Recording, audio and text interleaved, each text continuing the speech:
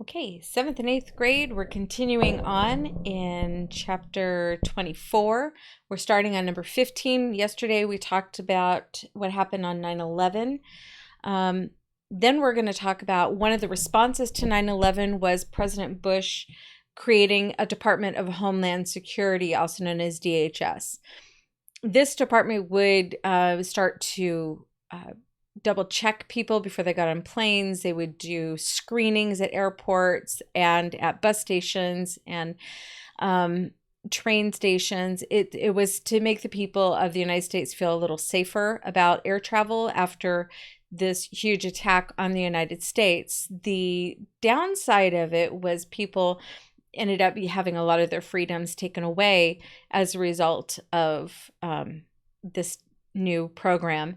And the people who were enforcing the program on the ground level, like, for instance, the TSA at the airports and bus stations and things like that, a lot of these people were not really part of security teams. They were people who were off the street, quickly trained, encouraged how to do, shown how to do the job, and then did it. So there was a lot of problems, really a lot at the beginning when people were first learning what the new rules were.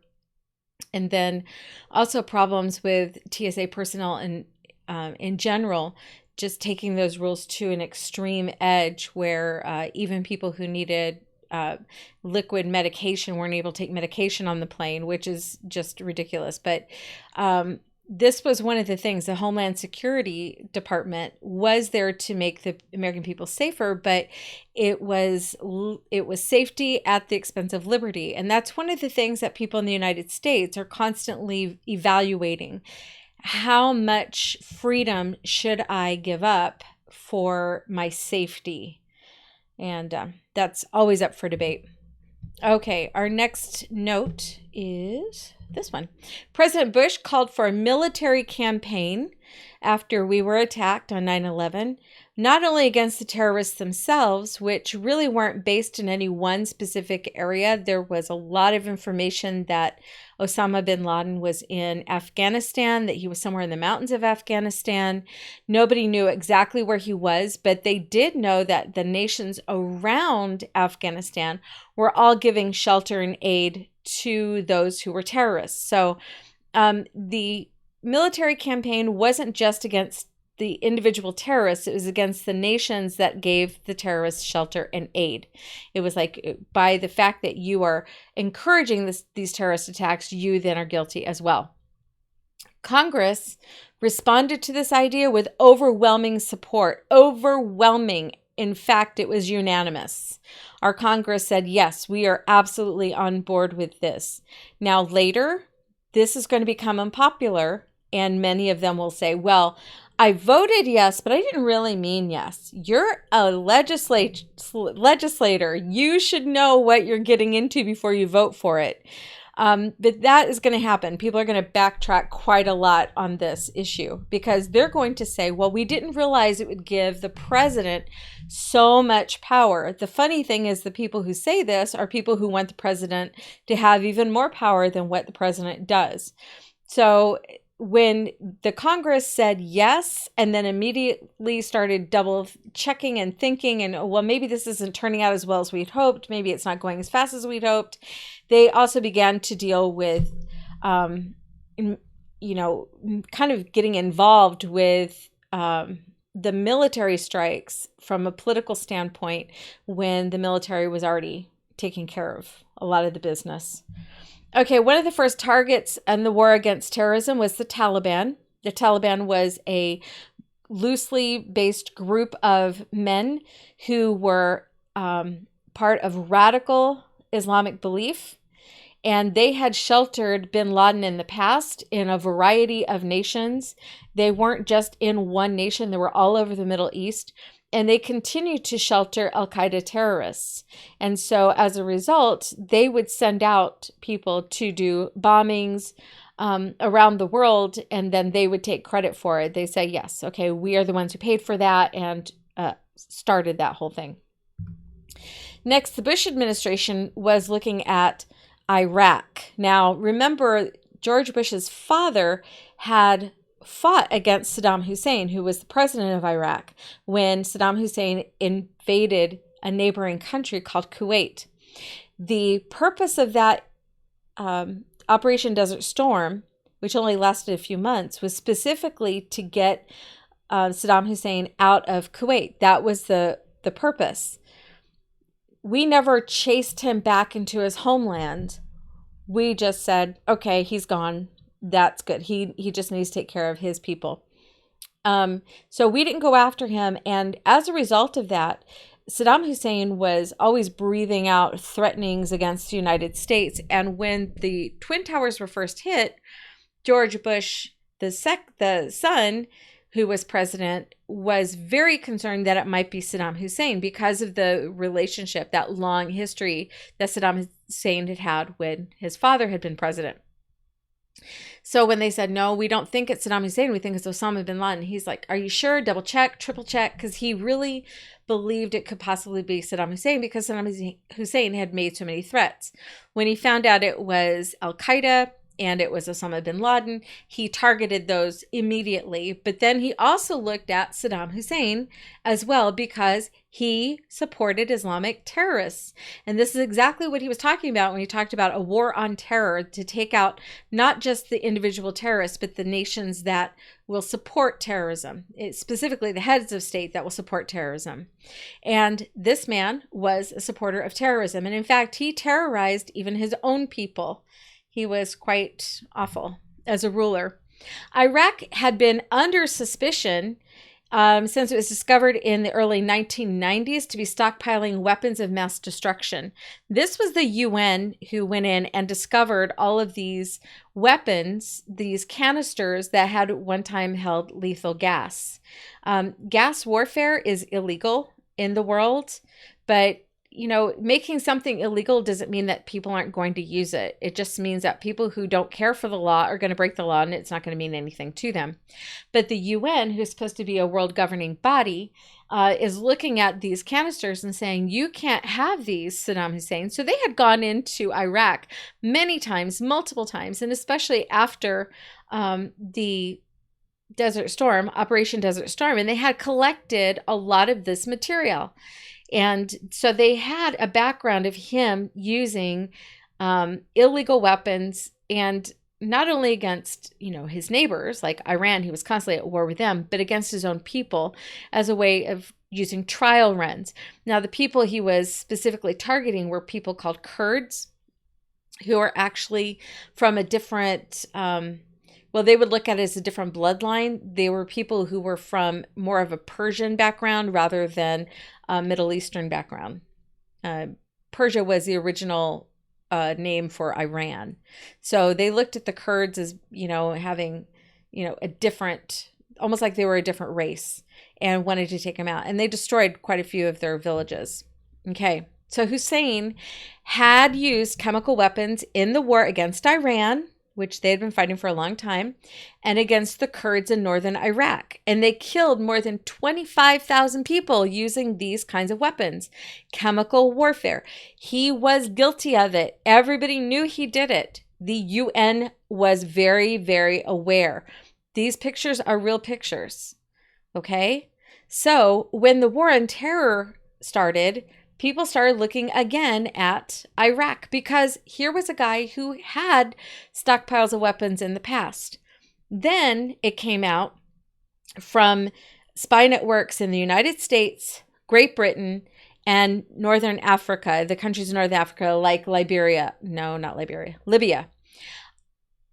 and France. Okay, so all of these different countries were all sharing the same basic information, that there were stockpiled weapons in Iraq, and they called them weapons of mass destruction because they would not just have an immediate effect, they would have a long-term fallout, like it was radioactive. So weapons of mass destruction.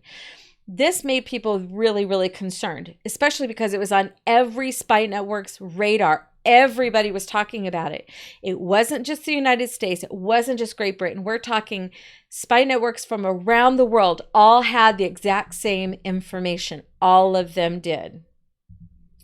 Now, following the Persian Gulf War, the UN had destroyed tons tons of chemical weapons, long-range missiles, and chemical warheads.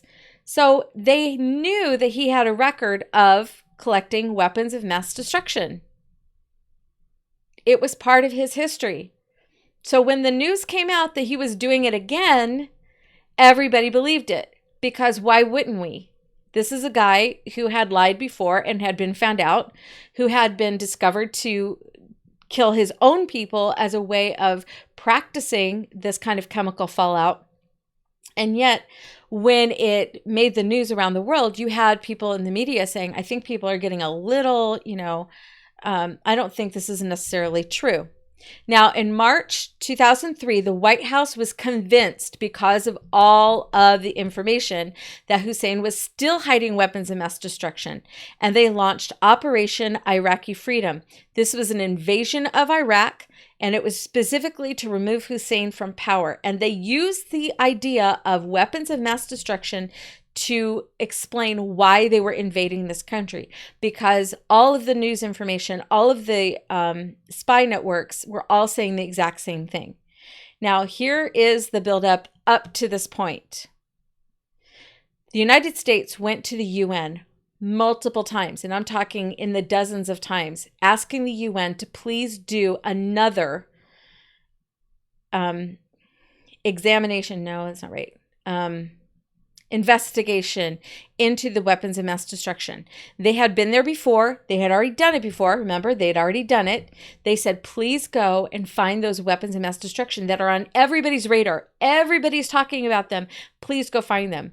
The UN at this time, for some reason, they really dropped the ball. What they would do is they would tell Saddam Hussein, we are coming for an investigation, and we're coming on such and such a day, and we're going to be looking at whatever you want to show us. They would let him or his people take them to specific areas. They would look around to that specific area and say, nope, there's no weapons of mass destruction here. Get back on their plane and fly back.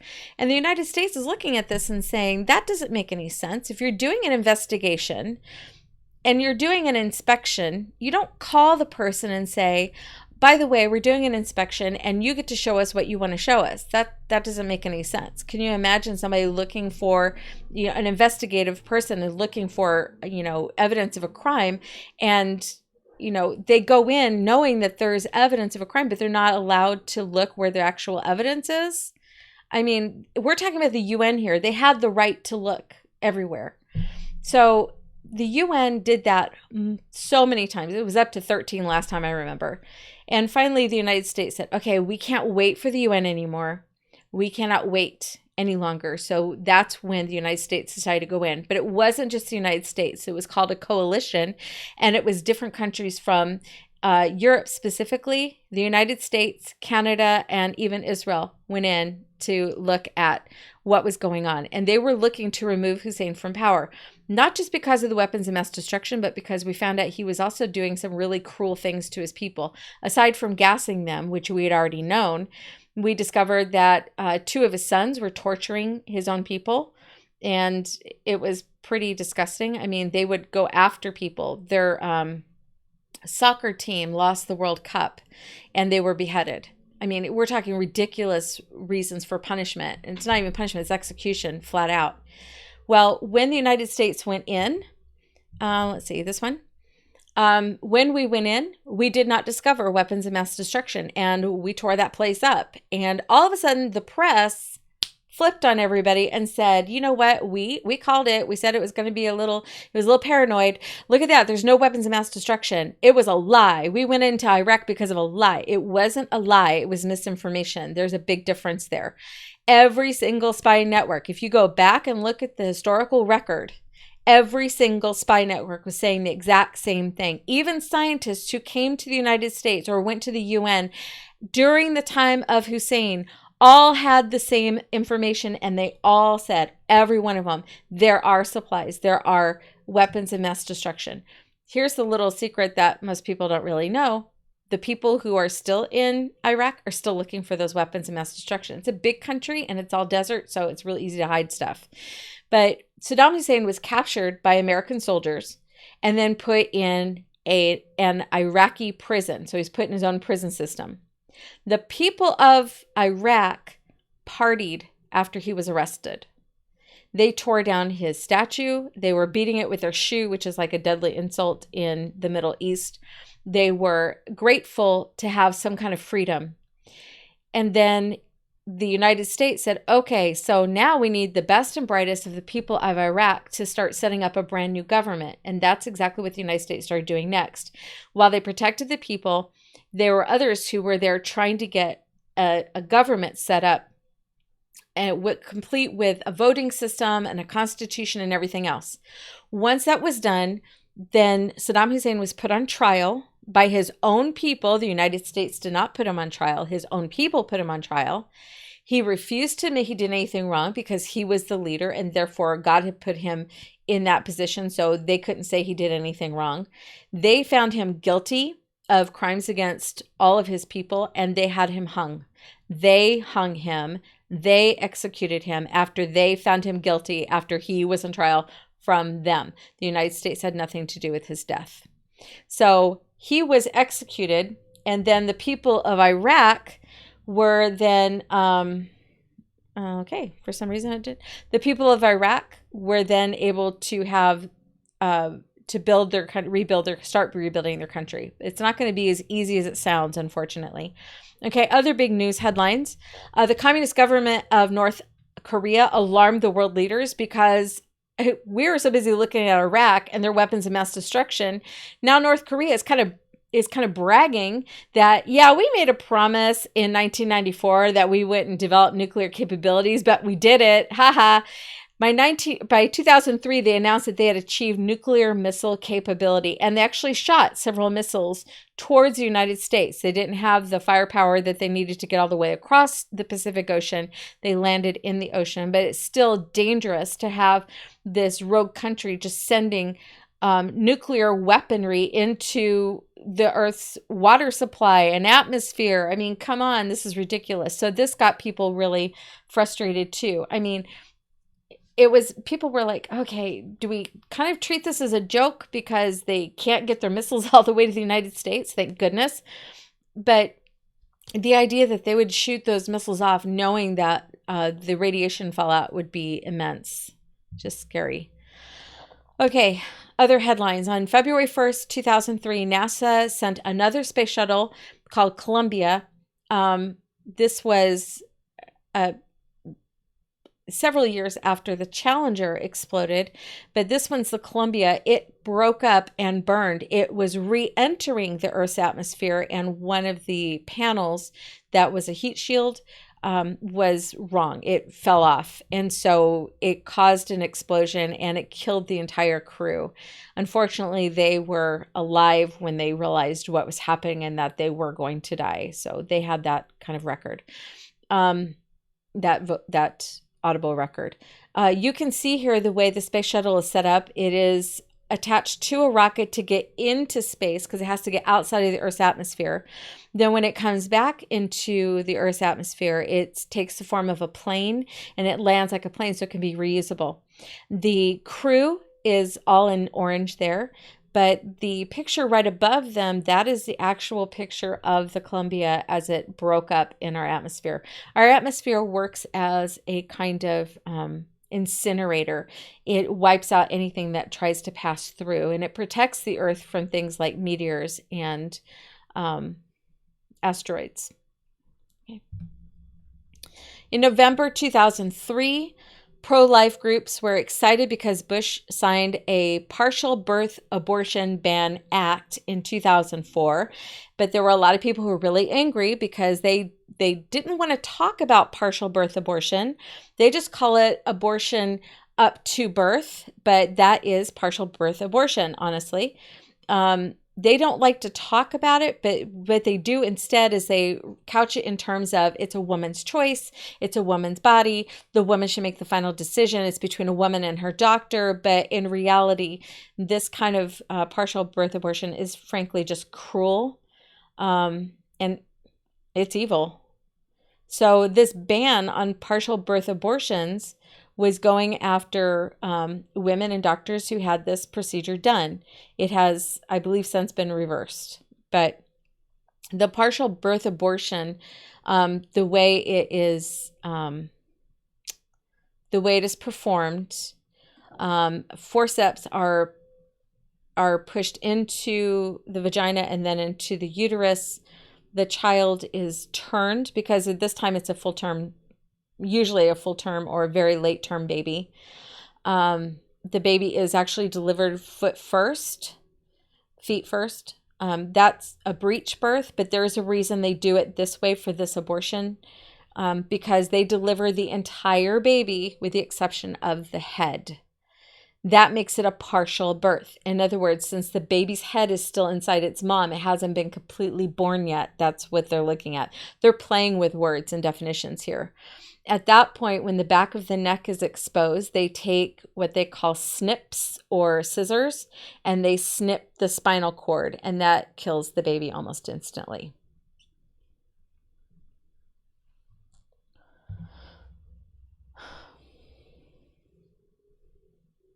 Okay, during August and September of 2004, Florida and the Gulf Coast suffered 4 hurricanes. It was the first time in 118 years that 4 hurricanes hit the same state in a single season.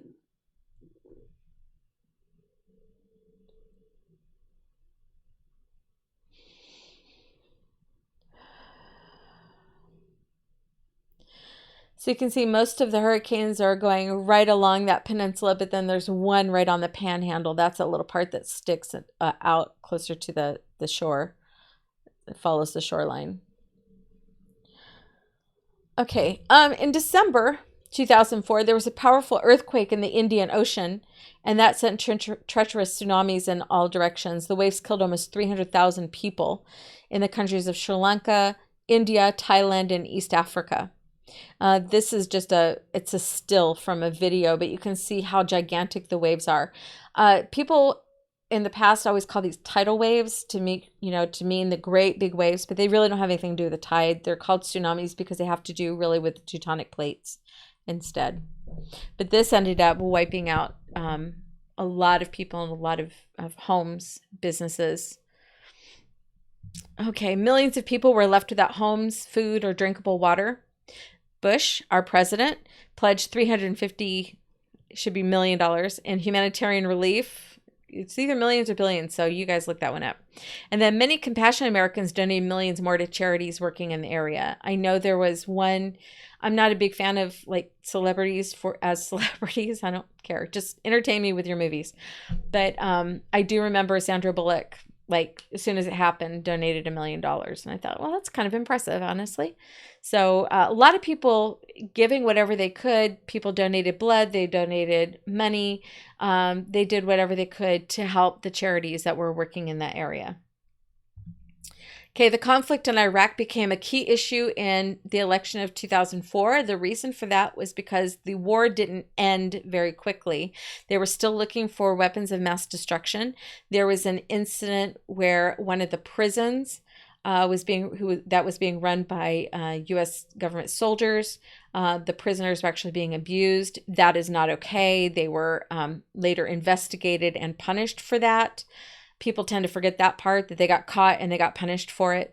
And so that put a real smear on the whole campaign. And then also because it wasn't going very fast, and there were a group of people, lots of groups of people actually called insurgents, people who weren't from Iraq, but who entered Iraq to fight against American soldiers in Iraq because they didn't like the idea of America being in a Middle Eastern country and trying to free it and give it a chance for democracy. They were totally against that because they wanted to set it up for themselves.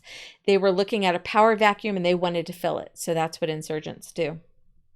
So because of this conflict in Iraq, this becomes a key issue in the election of 2004. So Senator John Kerry of Massachusetts was the Democratic candidate for the president, and he was running against George Bush. He chose a man named Edwards, but the two really did not strike a good chord with most of the American people. Edwards was discovered to be cheating on his wife, who was battling cancer, and people didn't like that. And then John Kerry was a little bit out of touch with the average American. He is incredibly, incredibly wealthy, primarily due to his marriage to a woman who has actually inherited the Heinz fortune, the ketchup, mustard, Heinz. So he was asked at one point, how many homes do you own? And he goes, I don't know. You'd have to ask my wife that. That is not a way to really get in good with the American people, to not even know how many pieces of property you own. People are just like, what? Huh? You're that wealthy, you don't know how many houses you own? But yeah, it got to the point where people were just like not really digging them. Okay. Also, Kerry was not really well liked by people who were Vietnam vets, because Kerry was one of the people who had traveled to Cambodia and Laos on the mission to see where the supply lines were, supplying the communists were supplying the communists in South Vietnam who were fighting against North Vietnam. North Vietnam was fighting against South Vietnam, and the supply lines were right there in Laos and Cambodia.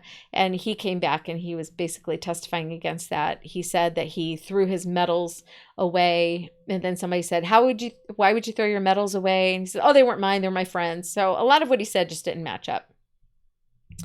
Okay, the media followed both campaigns very, very closely, and of course they projected victory for Kerry, but the president received a majority of the popular vote as well as the electoral vote, because our presidents are not hired on the basis of popular vote. If that was the case, then all of our presidents would be chosen by just a few big cities. The Electoral College allows every state to have a say in who's president. There were no disputes and no recounts. Okay, Hurricane Katrina hit the shores of Alabama, Mississippi, and Louisiana in 2005. The citizens in the area were instructed by the federal government, their mayors and their governors and everybody were told, tell your people to evacuate immediately. And they were told to find families and housing outside of those states. Get in your cars, get in your IVs, and go. The governors were told this. The mayors were told this. But in some cases, the governors did not pass that information on. And if they did, it was like, well, if you want to stay home, you can, no big deal. The mayor of New Orleans just flat out said, I'm not going to tell my people to just get up and go. We've survived hurricanes before. And it's like, this is not the same. This is not your mama's hurricane. Okay, you can see the hurricane in that picture right there in that satellite photo. It is gigantic. It covers like almost the whole coast of the Gulf of Mexico. That is a gigantic hurricane, and we knew it was coming. There was another issue, though. The people who could get out and did get out, they basically left everything behind and lost it all. They lost everything. A lot of people went and lived with family who lived in other states. I mean, they traveled multiple states away to get out of the hurricane path. But then there were going to be some people who didn't have anybody to stay with. And so they were given some really substandard kind of housing. They were called FEMA trailers, and they were supposed to be set up for the people who were displaced. They were never fully set up, and that became a huge nightmare. And it was really awful that the federal government couldn't get that together, because these are the people of the United States. You're sworn to protect them. That's important. And during a time of emergency, that is when government is supposed to be taking a lead and a charge there. They're supposed to be helping. The other issue is people who didn't have access to cars or any other way of transportation because they didn't have money. And at that point, you had some cities who basically got all the city buses and told people, get on the city buses, we're getting out of here. And they took people. But unfortunately, the mayor in New Orleans didn't even do that. So what ended up happening is New Orleans really got the biggest brunt of this because they were not prepared.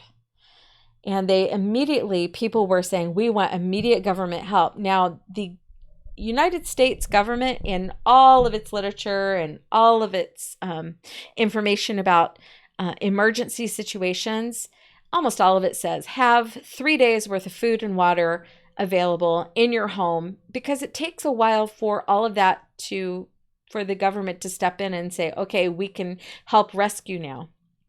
And so a lot of people were really, really, really unprepared. And again, some of that's because of money. So people went to evacuation centers, but when they got there, they didn't have enough for everybody. So many people were expected to be out, and they were there. The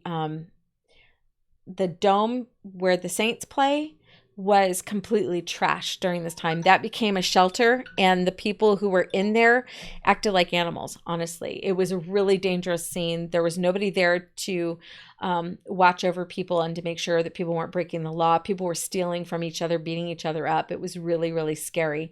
And they didn't have adequate sanitation. So there's lots and lots of bathrooms, but the plumbing doesn't work because of the flooding, and electricity is not working. So you've got people who are stumbling around in the dark, no air conditioning, no fresh air coming in at all. It was just a huge mess. And so the United States had to learn something from that. And specifically, the President of the United States had to learn something from it. And he learned that he made a huge, huge mistake by not stepping in earlier. The other problem was in New Orleans, it lays below sea level. That means that they have built up levees, kind of like dams, and then pump the water out to the other side. And they're living below where the sea level is. If you look at the top of the levee, that's where the ocean is. So this was especially devastating because the levees along Lake Pontchartrain gave way, and that flooded the city with 20 feet of water in some places. Now, some people went insane and said the United States bombed the levees so that the city would drown. That's baloney. Of course they didn't do that. That doesn't even make any sense.